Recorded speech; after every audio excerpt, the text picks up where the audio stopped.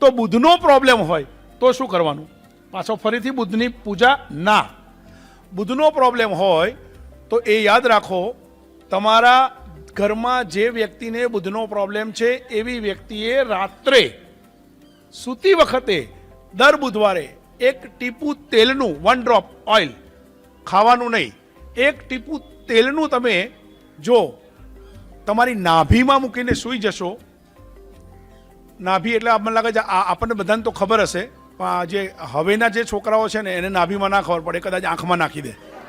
તો નાભીમાં એક ટીપું તેલનું મૂકીને સૂઈ જશો તો ક્યારે પણ તમને બુધની આડઅસર નહીં થાય.